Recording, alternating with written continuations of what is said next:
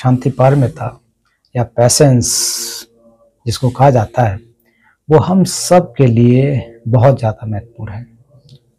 चाहे वो कोई धार्मिक व्यक्ति हो, अधार्मिक हो, कि जो भी व्यक्ति है, अभी हम लोग प्रार्थना कर रहे थे कि सभी जीवधारियों के हित के लिए मैं बुद्धत्व की प्राप्ति करूंगा। तो सभी जीवधारियों की प्राप्ति बुद्ध के एक प्रकार से सुख की उत्पन्न करने के लिए बुद्धत्व की प्राप्ति करूंगा, सभी जीवधारियों के लिए। इतना बड़ा कमिटमेंट हमारे लाइफ में नहीं होता है, और अगर एक बार ले लें तो वो आसान भी नहीं होता है कि पालन कर सके। लेकिन जो इस रास्ते पर चल जाता है वो निश्चित रूप से बुद्ध हो जाते हैं, अरहत हो जाते हैं, बुद्ध सत्व कहलाते हैं। चले हैं आज के समय में भी देख सकते हैं कि परम पावन जी जैसे महान व्यक्तित्व के लोग कि जो कि इस रास्ते पर चले, कितने लोगों का कष्ट जो कि सहा, लोगों के दुख के लिए अभी भी इस उम्र में भी लगातार, तो हम लोग साक्षात आंखों दे सकते हैं। इसके अलावा भी बौद्ध परंपराओं में, थाईलैंड हो, बर्मा हो, जहाँ भी है, वहाँ के बड़े बड़े भिक्षुगण ने पूरा जीवन समर्पित कर दिया जीवों के हित के लिए, लोगों का हित के लिए। तो आज भी हैं, हम लोगों में भी हैं बहुत सारे ऐसे ग्रस्त भी लोग हैं जो कि पूरा का पूरा जीवन समर्पित कर दिया, बहुत कंपैशनेट है, ऐसे भी लोग हैं। तो ये क्या कर रहे हैं कि अपने अंदर का जो छुपा हुआ खजाना है उसको जगाने की कोशिश कर रहे हैं। तो इसलिए तथागत बुद्ध ने जो पारमिताएं, 10 पारमिताएं या 6 पारमिताएं, तो 6 पारमिताएं या 10 पारमिताएं जो भी कहा जाए, कुल मिलाकर के पारमी, तो हम लोग इस बोधचर्या अवतार को एक बोध सत्व की, बुद्धत्व की प्राप्ति करने के लिए क्या क्या हमारी पारमी होनी चाहिए, कंप्लीशन, एकम्पलेशन, किस चीज को पार करना, उसका ही तो हम लोग अभ्यास करते आ रहे हैं अभी तक। हम लोगों ने पिछले चैप्टर्स में कि दान का कैसे अभ्यास करना चाहिए, शील का पालन कैसे करना चाहिए इत्यादि, धैर्य का, अभी धैर्य आगे से आएगा, कैसे अपने चित्त को एक प्रकार से बस में रख के इसका अभ्यास करना चाहिए। तो हम लोगों ने 5 अध्याय तक विधिवत तरीके से इन चीजों को पढ़ा। पार में मतलब पार जाना, किससे पार जाना, भवचक्र से पार जाना। अब भवचक्र ये कहीं बाहर है या इसको जा करके हम कहीं दूसरी जगह पर बैठ जाएंगे जा करके, ऐसा नहीं है। चित्त की स्थिति है, कलुषित चित्त से शुद्ध चित्त की तरफ अपने आप को ले जाना है। जो हमारा कलुषित चित्त है, राग द्वेष मोह जो त्रिविष है, इससे इसके अधीन जो चित्त है उससे निकल करके हमको किससे किसमें जाना है, जिसमें कंपैशन हो, मैत्री हो, करुणा हो, लोगों का हित के लिए हो, प्रज्ञा हो, ऐसे चित्त की तरफ हमको अग्रसर होना है। ऐसा विशुद्ध चित्त हमको लेकर के आना। तो इस प्रकार के अभ्यास के लिए जो हमारी एक प्रकार से पारमी अर्थात उनको एकम्प्लिश करना, सिद्ध करना, एक प्रकार से हम लोग सामान्य तौर पे कहें कि एक हमारा जो टास्क है, कहते हैं ना कि हमारा टास्क है कि क्लास 1 से पढ़ करके फिर high school, intermediate, graduation, under graduation, graduation, PhD, तो इस प्रकार के हमारे एक टास्क हैं। ये करने के बाद ये करने के बाद ये करने के बाद ये करने के बाद प्राप्त हो सकेगा, तब जाकर के हम विद्वान कहलाएंगे, तब जाकर के हम कई अच्छी नौकरी पा सकते हैं। सबसे श्रेष्ठ नौकरी पा लेना है, तो ये ज़्यादातर लौकिक रूप से हमारा उद्देश्य होता है। उसके अलावा सारा का सारा हो जाता है। उससे पहले हम लोग कितना कंपटीशन करते हैं, कौन सी किताबें पढ़ते हैं। तो एक प्रकार से इसको मैं ऐसे जोड़ रहा हूँ इस उदाहरण के माध्यम से, को हम उसको पूरा करने की कोशिश करते हैं। पूरा करने के बाद मान लीजिए कि जब कोई आईएएस बनता है तो प्रीलिम्स का एग्जाम देना पड़ता है, फिर मेंस का देना पड़ता है, इंटरव्यू देने के बाद जाकर के बस इसके ज़्यादा आगे नहीं होता है। उसी प्रकार से हम लोग को 5 या 6 पारमिताएं, 10 पारमिताओं को एक एक करके अभ्यास करते करते करते जा करके बुद्धत्व की प्राप्ति जब हो जाती है, उसके आगे कुछ नहीं करना होता है। क्यों? हमारा चित्त तो विशुद्ध हो जाता है, चित्त तो साफ हो गया। अगर चित्त निर्मल हो गया, साफ हो गया, तो जो परम सुख की अवस्था है वो प्राप्त हो जाती है। उसी को बुद्धत्व कहा जाता है। इसको कोई भी कर सकता है, स्त्री कर सकती है, पुरुष कर सकता है, इंडियन कर सकता है, तिब्बती कर सकता है, जो बुद्धिस्ट नहीं है वो कर सकता है, हिंदू कर सकता है, मुस्लिम कर सकता है, सिख, जैन, सब कोई बुद्धत्व की प्राप्ति कर सकते हैं। इसमें कोई बाउंडेशन नहीं है, सब कोई कर सकता है। इस दुनिया में जीवधारी बेचारे जो अभी कुत्ता बिल्ली हैं, वो तो अभी उनकी क्षमता नहीं है, लेकिन हो सकता है कि पूर्व जन्म के इनके अक्सर कुशल कर्म होंगे, मनुष्य आकर के बुद्धत्व की प्राप्ति कर सकेगा। और बुद्धत्व की प्राप्ति करने के लिए आसान नहीं है कि तुरंत हो जाए, उसके लिए भी मिनिमम 3 लाइफ टाइम चाहिए, मिनिमम। अब वो कैसे होगा कि ऐसा मत सोच ले कि अभी लाइफ टाइम, अगला फिर मनुष्य मिल जाएगा, हो जाएगा। बुद्ध ने सूत्रों के अनुसार, तथागत बुद्ध ने 3 अनंत कल्पों तक पुण्यों का संचय किया। कल्प आप लोग तिब्बती में जो शब्द जाने, कल्प ठंग में सुन, 3 अनंत कल्पों तक पुण्य का संचय किया, ज्ञान संभार, पुण्य संभार, इनका अर्जन किया।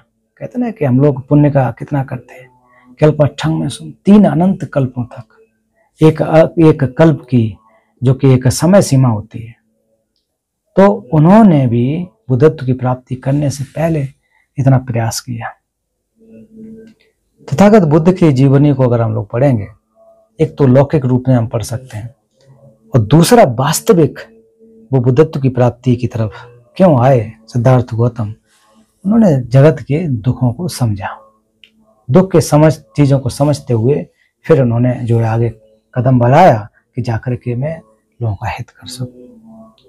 तो उसी प्रकार से अनंत कल्पों के बारे में हम लोग विचार करें, वो एक समय में नहीं होगा, मिनिमम, कम से कम बता रहा हूं, कम से कम। तो हम लोग को ऐसा नहीं हो सकता है कि 1-2 क्लास साल में क्लास कर लो हो जाए, लगातार निरंतर प्रयास करते रहना पड़ेगा। तो ये हम लोगों का एक चित्त है वो खुला होना चाहिए, और पूर्ण रूप से ये समझ में आना चाहिए कि बुद्ध ने जो 4 बातें कही हैं कि सारे के सारे धर्म अनित्य हैं, सारे के सारे नहीं, फिर से सारे संस्कृत धर्म अनित्य हैं, सारे शास्त्रव, यहाँ शास्त्रव सारे का शब्द उपयोग किया गया, सारे शास्त्रव धर्म स्वभाव से दुख हैं। तीसरा, जितने भी चीजें हैं, जितने भी वस्तुएं हैं, वो स्वभाव से शून्य है, पृथ्वी से उत्पन्न है। चौथा, निर्वाण परम सुख है। ये भगवान बुद्ध ने ये जो 4 प्रकार के स्टाम्प जो लगा दिए हैं, जिसको हम लोग 4 सील्स भी अंग्रेजी में कहते हैं, इनको कोई भी काट नहीं सकता, अकाट्य है, इसका कोई विरोध नहीं कर सकता। और जितने भी चीजें हैं आप देखो, वो नित्य हो अनित्य हो, इन चारों के अंदर समाहित हो जाएंगे, इससे बाहर नहीं जा सकेंगे। तो भगवान बुद्ध ने, जो तथागत बुद्ध ने इतने गंभीर जो धर्म की देशना की है, प्रैक्टिकली उन्होंने किया, उसको हमको समझना है, उसको समझे, उसको कोई भी ग्रहण कर सकता है। प्यास लगती है तो वो पानी कोई भी पी सकता है, सबके लिए नदी में पानी जा रहा है, उसके लिए कोई भेदभाव नहीं है। सूरज का जो किरण है हमारे लिए भी उतना ही है, आपके लिए भी उतना ही है, कुत्ते के लिए भी उतना ही है, बिल्ली के लिए भी उतना ही है, उसमें कोई भेदभाव नहीं है। बरसात है, उसका भी कोई भेदभाव नहीं है कि किसके लिए कम है ज्यादा है। उसी प्रकार के बुद्ध का जो दर्शन है वो सबके लिए समान है, बिल्कुल रूप से समान है, उसमें कोई भेदभाव नहीं।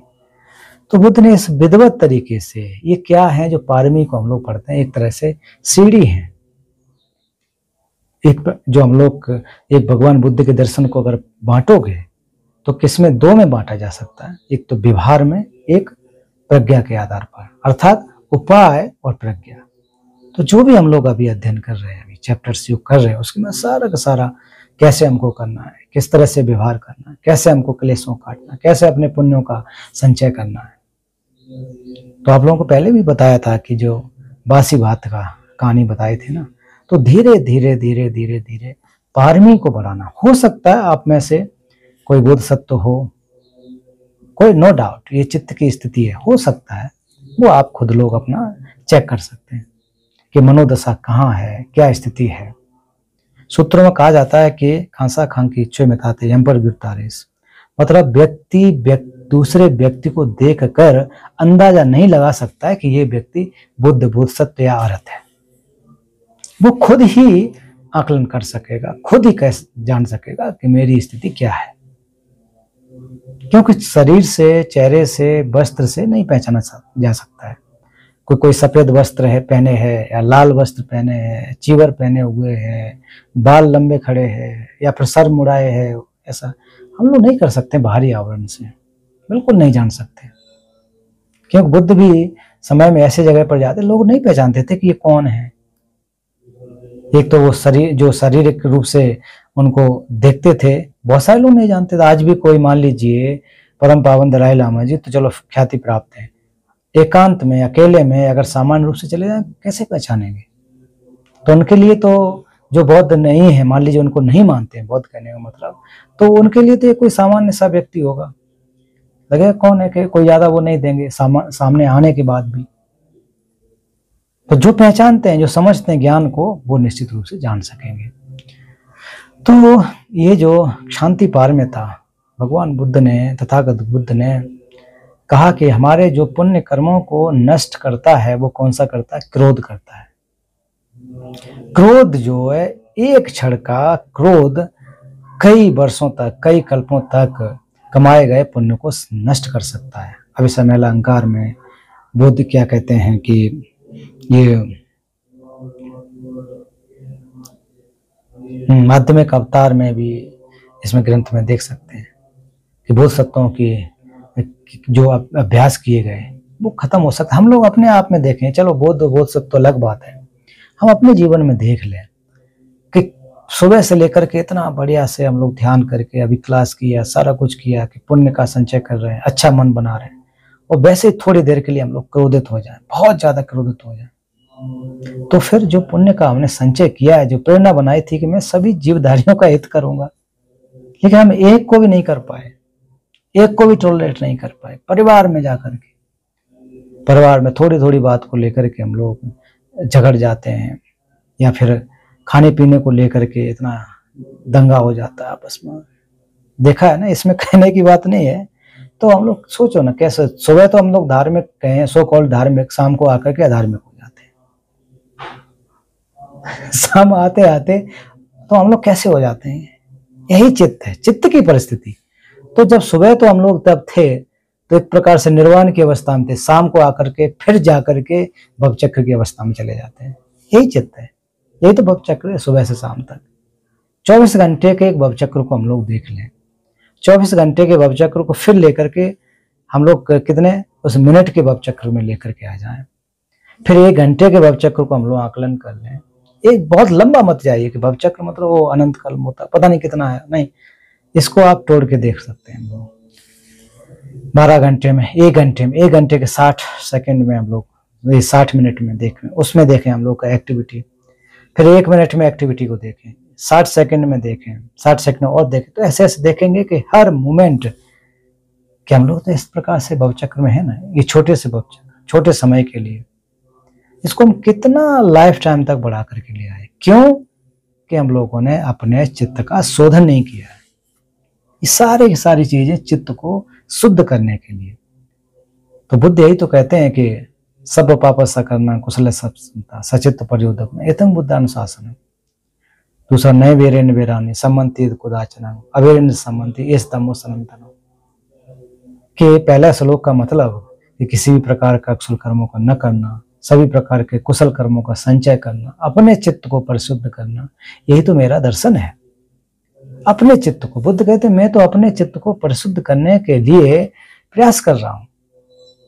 मैंने तो अपने चित्त को परिशुद्ध किया है, शुद्ध किया है, क्लेशों से हटाया है। यही मेरा मार्ग है, यही मेरा दर्शन है, इसके अलावा नहीं है। और बुद्ध कहते हैं आगे कि मैं किसी के दुखों को हाथ से नहीं हटाता, मैं किसी के दुखों को पानी से भी नहीं धुलता हूं, और ना ही अपने ज्ञान को किसी में प्रेषित करता हूं, ट्रांसफर नहीं करता हूं। तो मैं क्या करता हूं? लोगों का कैसे हित करता हूं? कि जो मैंने सत्य धर्म बताया है, शून्यता रूपी प्रतिसमुत्पाद धर्म बताया है, इसको मैं बता करके लोगों का कल्याण करता हूं। भगवान बुद्ध ने स्पष्ट कह दिया।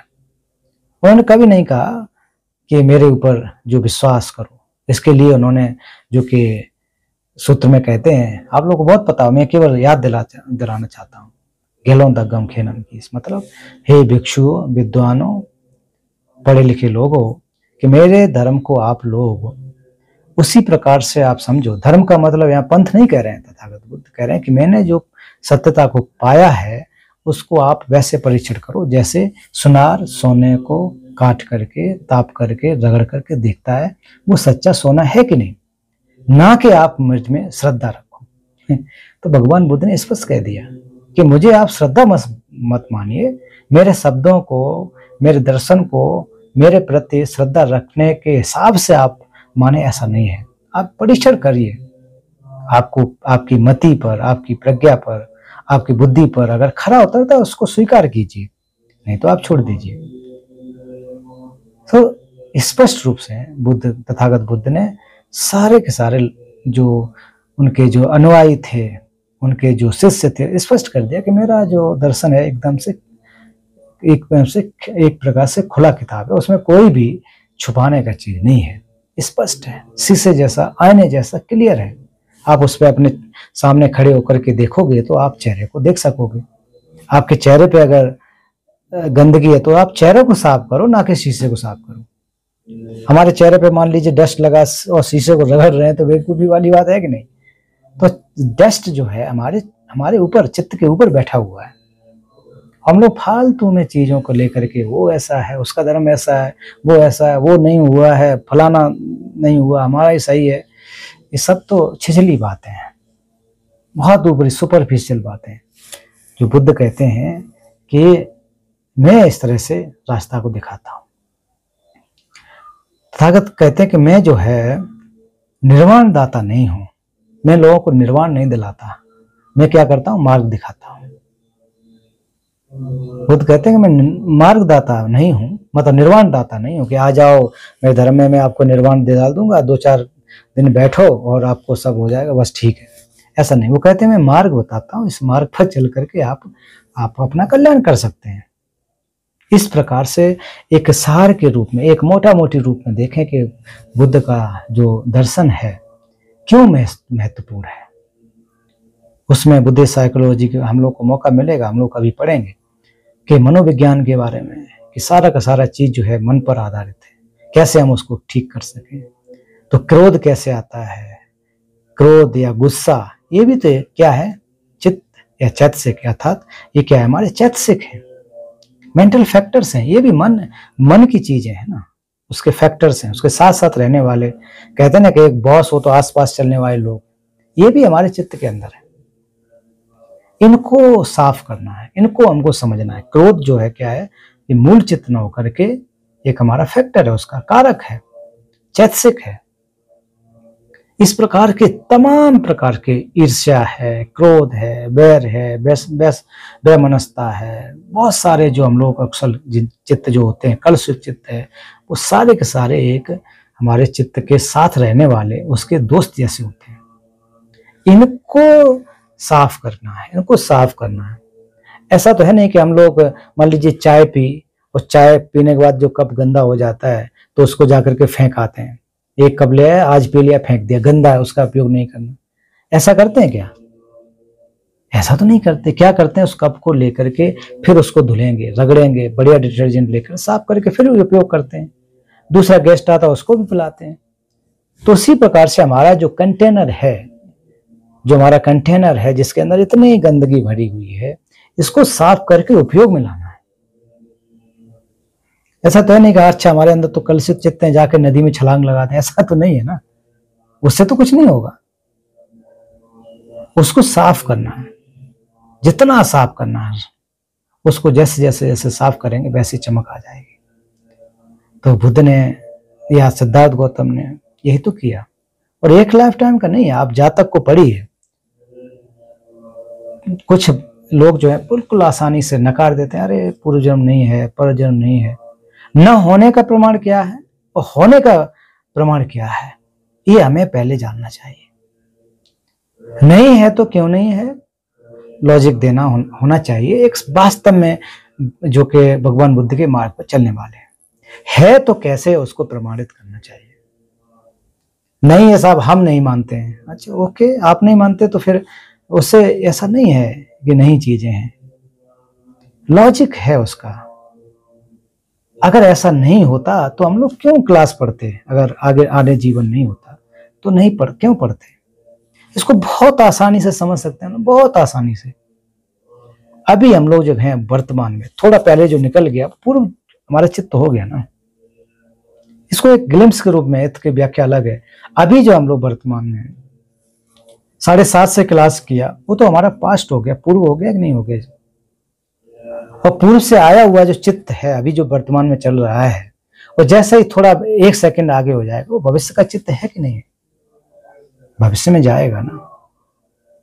तो इसी प्रकार से हम लोग बहुत छोटे से उदाहरण के साथ समझें, बहुत छोटी चीज से ऐसे समझ सकते हैं कि इस प्रकार के हमको समझना चाहिए, ना कि हमको नकार देना चाहिए, अगर वास्तव में बुद्ध के मार्ग पर सही तरह से समझने की कोशिश करते हैं तो। ना तो आसानी से नकार दीजिए, ना ही आसानी से स्वीकार कर लीजिए, चिंतन करो।